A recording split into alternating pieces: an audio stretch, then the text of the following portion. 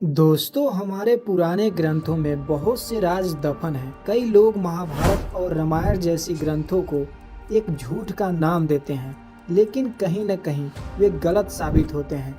आज हम बात करने वाले हैं रामायण के सबसे खूबसूरत कैरेक्टर के बारे में, जिनका नाम हनुमान था, जिन्हें हम रुद्र या यूं कहें कि शिव का अवतार भी मानते हैं। इनका नाम दुनिया के 7 अमर लोगों में शामिल है। अब सबसे बड़ा सवाल यह उठता है कि जब भगवान श्री राम अपने देह त्याग कर इस दुनिया को छोड़कर चले गए, उसके बाद भी हनुमान इस धरती पर मौजूद क्यों हैं? लेकिन उससे भी बड़ा सवाल यह है कि आखिर वह अमर कैसे हुए? दोस्तों, रामायण में इस प्रश्नों का उत्तर मिलता है जब भगवान श्री राम का संदेश हनुमान जी सीता मैया के पास लंका लेकर गए, जो पिछले कई महीनों से पीड़ा में थी। उनकी पीड़ा हनुमान के इस संदेश से काफी हद तक दूर हुई और इसीलिए उन्होंने हनुमान को यह वरदान दिया कि वह ब्रह्मांड के अंत तक जीवित रहेंगे। दोस्तों, हनुमान जी चिरंजीवी क्यों हैं? इस प्रश्न का उत्तर उनके बचपन के घटना से भी मिलता है। जब हनुमान जी सूर्य को फल समझकर उनको खाने के लिए अंतरिक्ष से बाहर चले गए थे और जब वह सूर्य को निगलने वाले थे,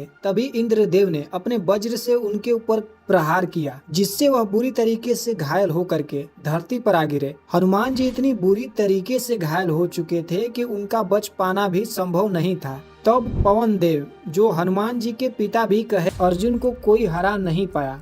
महान कवि तुलसीदास जी का कहना था कि उन्हें रामायण की पूरी कथा हनुमान जी ने ही सुनाया था, जिसकी सहायता से ही और तभी जाकर इतनी सुंदर रामचरितमानस की चौपाइयाँ और हनुमान चालीसा के बारे में लिख पाए थे। ऐसी पौराणिक कथाओं के अनुसार हनुमान जी जीवित क्यों हैं, यह तो आप समझ गए होंगे। और दूसरा प्रश्न यह है कि अगर वह आज भी जीवित हैं तो इस समय कहाँ हैं और वह सामने क्यों नहीं आते? श्रीलंका के लोगों का मानना है कि बिदुरी माउंटेन में एक बहुत बड़ी कम्युनिटी है जो हनुमान भगवान को मानते हैं और वह हर 41 साल में हनुमान जी के चरण की पूजा करते हैं। उन लोगों का मानना है कि हर 41 साल बाद हनुमान जी वहाँ पर पूजा में आते हैं। उस समय वहाँ पर एक बहुत बड़ा उत्सव मनाया जाता है।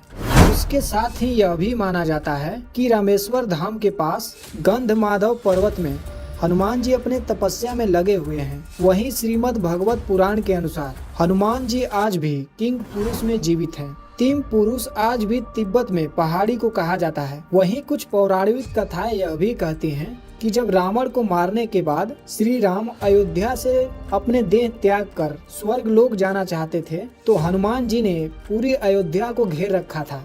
किसी भी रास्ते से राम भगवान को लेने के लिए यमराज नहीं आ पा रहे थे और राम जी अच्छी तरीके से जानते थे कि हनुमान के रहते उन्हें कोई भी मौत छू नहीं सकती। इसलिए राम ने एक योजना बनाई।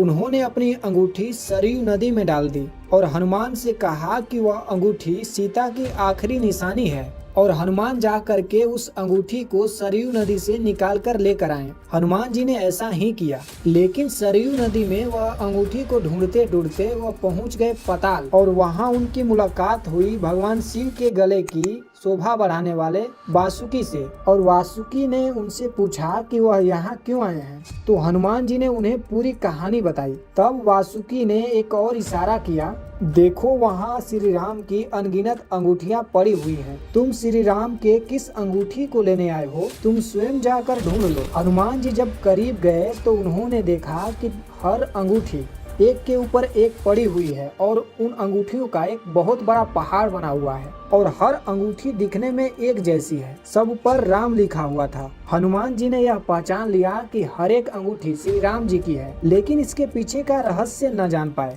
तब वासुकी ने समझाया, यह दुनिया एक नहीं है, ऐसे कई ब्रह्मांड हैं और हर ब्रह्मांड में एक राम है, एक हनुमान है और ऐसी ही एक अंगूठी है। यहाँ पर हम आपको एक बहुत ही इंटरेस्टिंग फैक्ट बताते हैं।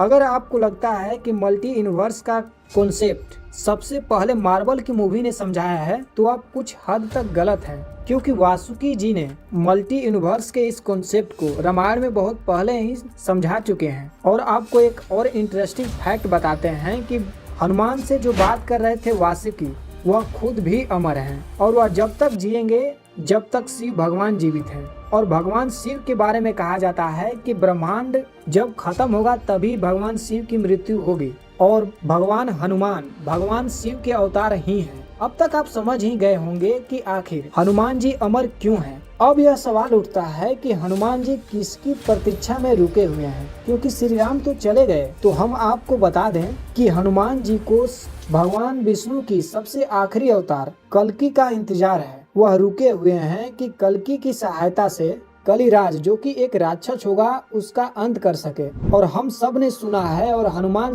चालीसा के चौपाइयाँ कहती हैं कि हनुमान अष्ट सिद्धि और नवनिधियों के दाता हैं। उनके पास 33 कोटि देवी देवताओं की शक्तियां हैं। हनुमान जी इसलिए रुके हुए हैं ताकि वह कल्कि को अष्ट सिद्धि और नवनिधि का ज्ञान दे सके और शक्तियां भी उनको दे सके।